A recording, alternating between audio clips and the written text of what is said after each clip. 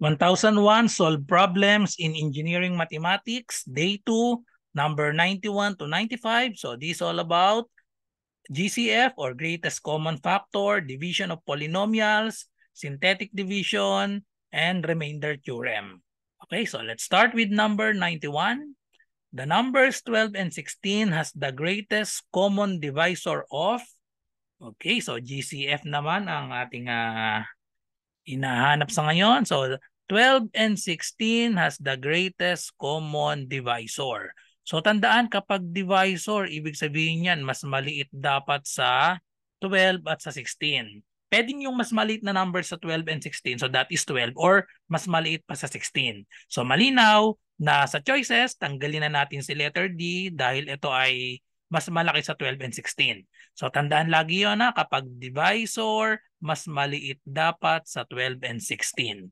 Okay, so paano ba kuhanin yan? I-divide lang natin. So 12 and 16, or pwede natin i-factor na lang. Pwedeng i-factor dahil maliit na number lang naman ito. 12 and 16, kunin natin yung prime factors. So paano ba kuhanin ng prime factors pag malalaking number? Pag maliit, madali lang. So 12, gamitin lang natin yung factor 3. So 12, so pwedeng i-factor yan as 6 times 2. Tapos ang 6 naman ay 3 times 2. Okay, so tapos ang 16 ay 4 times 4. Tapos yung 4 may factor pa pareha. So 4, that is 2 times 2. And then another 4, so 2 times 2. So therefore, ang prime factors ng 12 ay 2 times 2 times 3. While ang 16 naman ay 2 times 2 times 2 times 2. So ito yun. Apat na 2. Yung 12 ay lahat ng mga dulo natin. 3, 2, tas may 2 pa dito. Okay, so tapos greatest common divisor, lahat ng common nila i-multiply natin.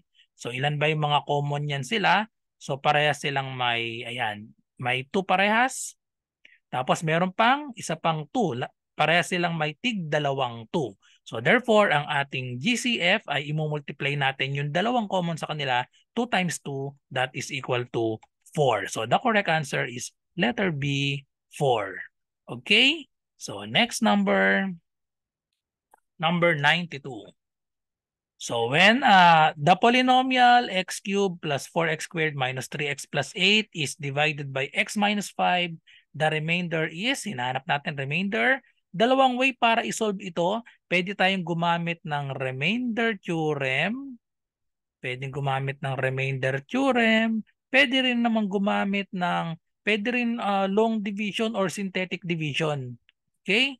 Long division or synthetic division para makuha natin yung remainder. So gamitin natin parehas, synthetic division na lang para mas mabilis, tsaka yung remainder theorem. So ang sabi sa remainder theorem, kapag ang polynomial function natin, p of x, ay dinivide natin, kapag dinivide yan sa x minus c, ang remainder natin ay equal sa p of c. So, x minus c ito. So, kapag negative, so c lang yung kukuhanin natin. Opposite dapat lagi. So, kapag dinivide sa x minus c, kunin natin yung p of c. So, yung p of c, yun na yung ating magiging remainder.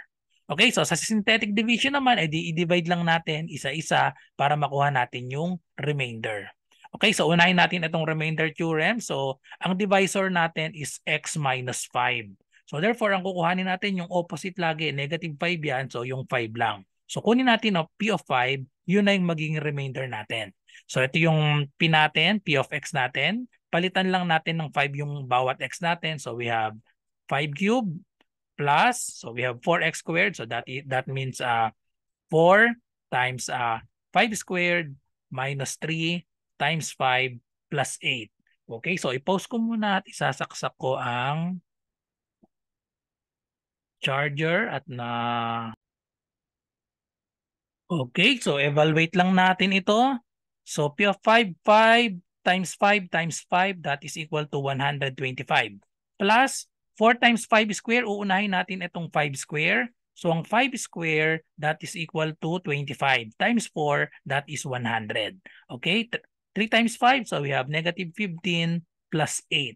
Okay, so therefore, we have i-add natin lahat ng positive. 125, 108, so that is equal to 225 plus 8, so that is equal to 233 minus 15. So therefore, the correct answer, 233 minus 15 is 233. 18. So the correct answer is letter C, 218. Okay, so let's verify using the synthetic division. So sa synthetic division, tingnan muna natin yung mga P of x natin kung walang missing term. So we have x cubed, x squared, x, and then 8. Then isulat, walang missing term, so isulat lang natin yung mga coefficient. Okay? Yung x cubed, ang coefficient niyan ay 1. And then x squared, we have 4. And then x is negative 3. And then last, we have positive 8. Tapos, i-divide natin. So dito, yung synthetic divisor natin, pwede dito, pwede dito sa left, kahit saan nyo gustong ilagay. So x minus 5, ang synthetic divisor natin ay kabaligtaran lagi. So we have 5.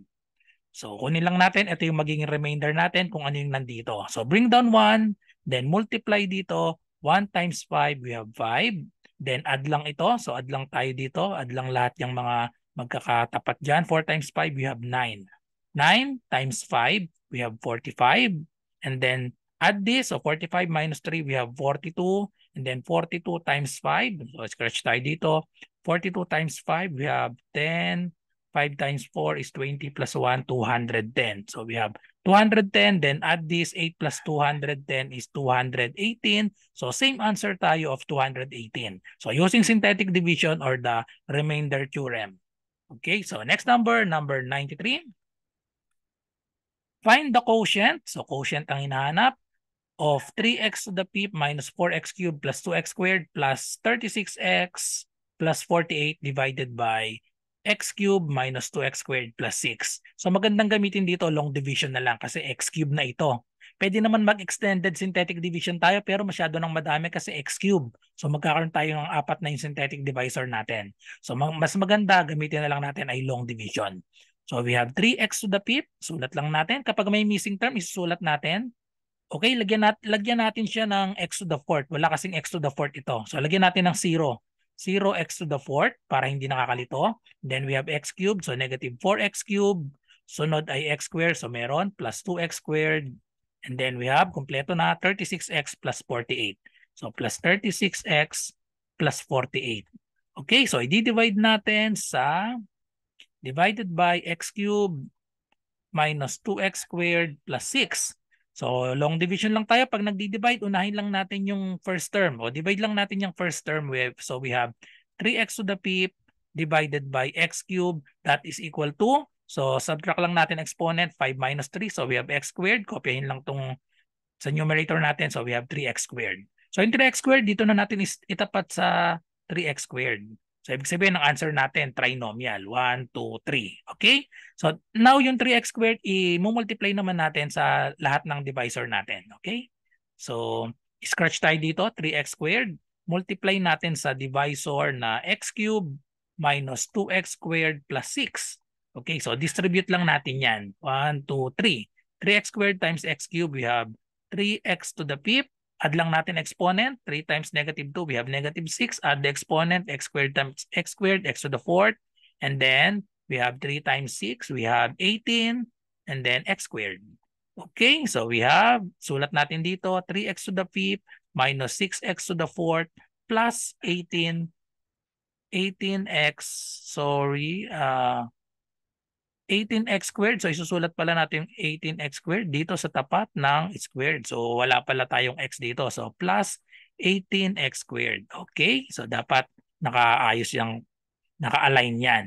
So tapos change the sign dahil isasubtract natin to. So change the sign, negative. This will become positive. And then this will become negative. Okay? Then i-add na lang natin since nag-change na tayo ng sign. So maka-cancel na to automatic. So we have 0x to the fourth plus 6x to the fourth. So we have 6x to the fourth. Just copy this. No need to change the sign dahil nasa taas yan. So bring down lang. Minus 4x cubed and then we have 2x squared minus 18. So we have negative 16x squared. Okay, so bring down natin itong isa. So plus 36, 36x. So divide natin yung first term lang ulit. So first term lang, we have 6x to the fourth divided by x cubed. That is equal to 6x. Okay, so we have plus 6x here.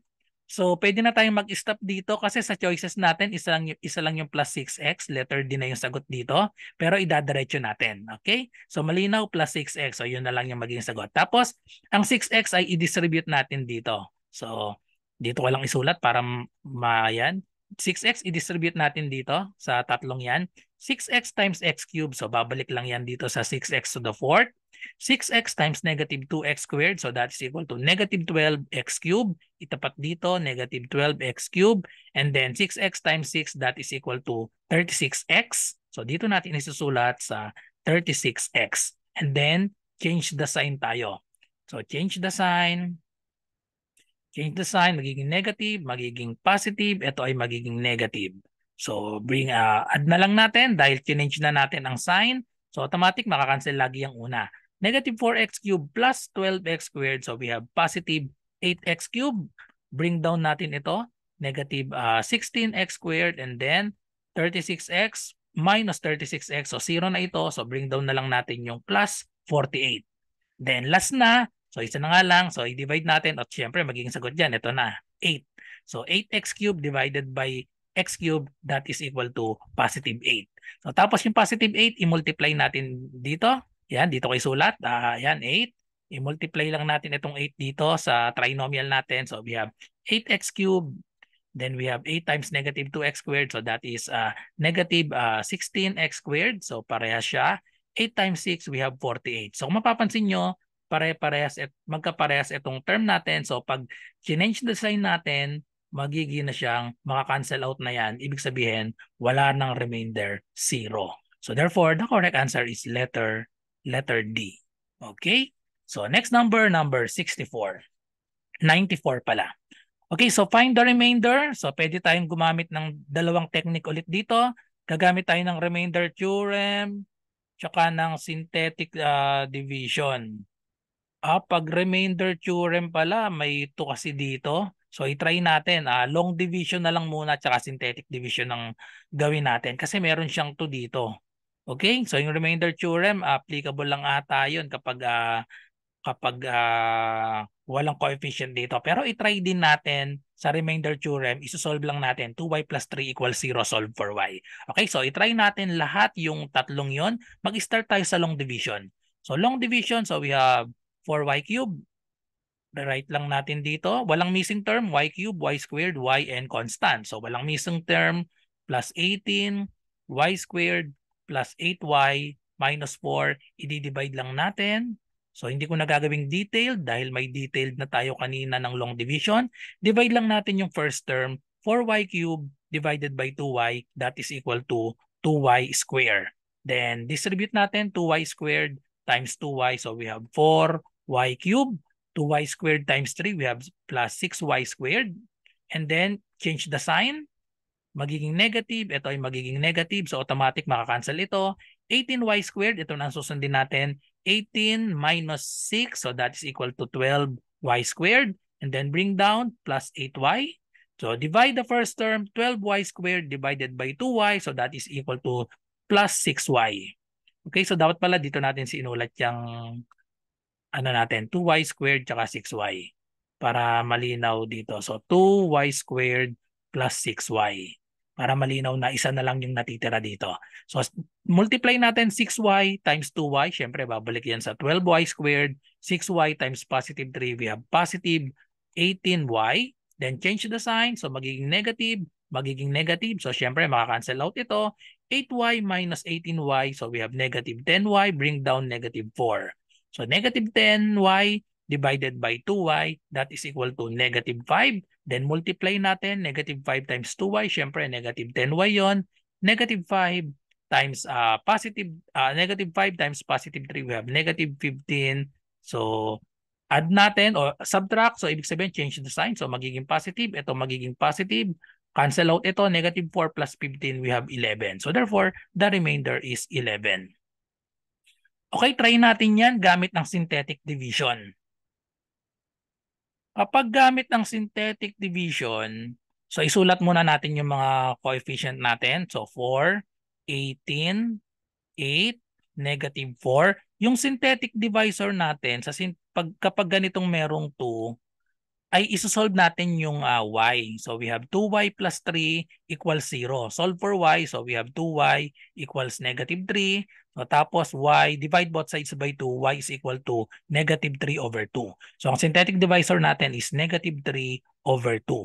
Then, sundin lang natin yung process. Bring down 4. I-divide muna natin sa 2 bago i-multiply. 4 divided by 2 is 2 times 2 times negative 3, we have negative 6. And then add natin ito. 18 minus 6, we have 12. Then, multiply dito. So, unahin lagi ang divide. 12 divided by 2 is 6 times negative 3, we have negative 18. Then, add natin to. So, we have negative 10. Multiply natin. Negative times negative, positive na yon. 10 divided by 2, 10 divided by 2 is 5 times 3, we have 15. So, tapos, i-add lang natin to, negative 4 plus 15, we have positive 11. So, ito na yung remainder natin. Pero kung mapapansin nyo yung quotient natin, 2y squared plus 6y minus 5, magkaiba dito. Dahil pag synthetic division, itong remainder okay na yan. Para itong quotient, i-divide pa natin yan kung ano yung kung ano yung coefficient nito. Naka-multiply sa 2, yung y. So, divided by 2, kaya magiging ito ay 2.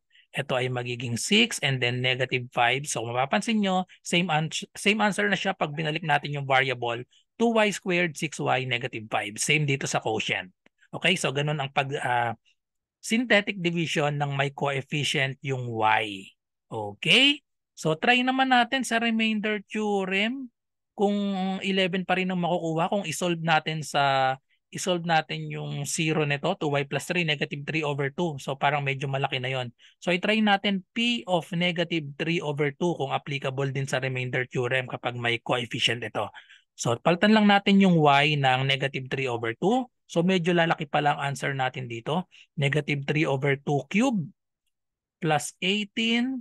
And then we have negative 3 over 2 squared plus 8. 8y. So we have 8 times negative 3 over 2 and then minus 4.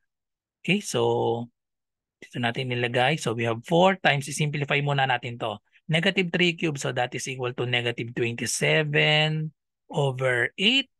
And then we have plus 18. Ito magiging positive na. Negative 3 times negative 3, we have 9. And then 2 square is 4.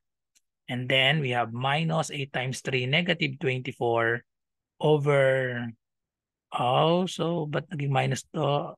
Minus na. So ito ay positive na ito. Nailagay ko na yung minus dito sa gitna. 24 over 2 and then minus 4. Okay, so simplify na lang natin ito. 24 divided by 2, that is negative 12. Ito minus 4. Ito yata, pwedeng ma-lowest term pa ito. 4 and 8. So ito pwedeng maging 2 na lang ito. 2 na lang ito. Tapos 18 and 4, pwede rin itong maging divide by 2. So magiging 2. Divide by 2, magiging 9. So tapos ito magiging negative 27 over 2 plus 9 times 9, 81 over 2. So ito ay negative 12 ito. So lagay natin sa gitna. 81 minus 27 tayo. So 81 minus 27, that is 11 minus 7, 4. 7 minus 2, 5. So 54 and then divide natin by 2 ang 54. That is equal to 27. So equal siya sa 27 minus 12 minus 4. That is equal to, eksakto pa rin pala sa remainder theorem. Isolve lang natin sa 0. So 27 minus 12, that is 15 minus 4 equal sa 11. Okay, so meron tayong tatlong solution using the long division, using the synthetic division, and the remainder theorem. So sa remainder theorem, isolve nyo lang sa 0, 2y plus 3 equals 0. Then yun na yung magiging, ayan, medyo nagkaroon tayo ng fraction. So alin dyan sa tatlo ang pinakamadali para sa inyo? Para sa akin, ang pinakamadali pa rin ay synthetic division. Kapag ganitong may coefficient yung y. Kasi kapag remainder theorem tayo, medyo humaba. Pero pwede naman ng calculator. So madali lang sagutan yung problem na ito. Okay, sinolve lang natin ng walang calculator. Okay, so last number 95. So given f of x is equal to x plus 3 times x minus 4 plus 4. When f of x is divided by x minus k, the remainder is k. Okay, so gagamitan ko na lang ito ng remainder theorem kasi ang hinahanap natin remainder. Okay? So ang divisor natin ay x minus k. Okay? X minus k, so therefore, using the remainder theorem, p of k dahil negative ito, so pag ginawa natin yung p of k, that is equal to the remainder. Okay? So p of x natin is ito, or f of x, parehas lang yan. x plus 3 times x minus 4 plus 4. When f of x is divided by x minus k, ang remainder daw natin ay k. So therefore, itong remainder ay mag-i-equal siya sa k. So ibig sabihin, ang equation natin, p of k equals k. Then solve for k. Okay, so palitan natin ng k ang ating lahat ng x. So we have x plus 3. So magiging siyang k plus 3. And then x minus 4, magiging siyang k minus 4. And then just copy plus 4. And that is equal to k. So solve for k, malamang ito ay magiging quadratic equation. So mag-FOIL method lang tayo dito. K times k, we have k squared. K times negative 4, we have negative 4k. And then 3k, 3 naman, i-distribute 3 times k, we have plus 3k. And then 3 times negative 4, 3 times negative 4, we have negative 12 plus 4 equals k. Combine like terms, so yung k squared, kopyahin lang natin. Kopyahin lang ang k squared. Itong negative 4k plus 3k, so magiging siyang negative k. And then itong negative 12 plus 4, combine lang natin. We have negative 8 equals k. Okay? So solving quadratic equation, kailangan itong k, 0 dapat ito. So subtract tayo ng k to both sides. So magiging 0 na ito. Then we have k squared, negative k minus k. So that is negative 2k minus 8 equals 0. So pwedeng isolve siya by factoring. Factors of k squared is k and k. Factors of negative 8 such that the sum is negative 2. That will be negative 4 and positive 2. Okay, so we have negative 4 times positive 2 is negative 8. Pag inad, negative 4 plus 2 is negative 2. And then equate each factor to 0. K minus 4 equals 0 or k plus 2 equals 0. So therefore, solve for k, add 4 to both sides. K is equal to 4. And the other one, k equals, subtract 2 to both sides, negative 2. So wala ito sa choices. So therefore, the correct answer is k equals 4, which is letter B. Okay, so that's all. Thank you for watching. I hope nagustuhan niyo explanation ko sa mga problems natin at kita-kita tayo sa susunod natin, number 96 to 100. So good luck po sa lahat na nagre-review. Bye-bye and God bless.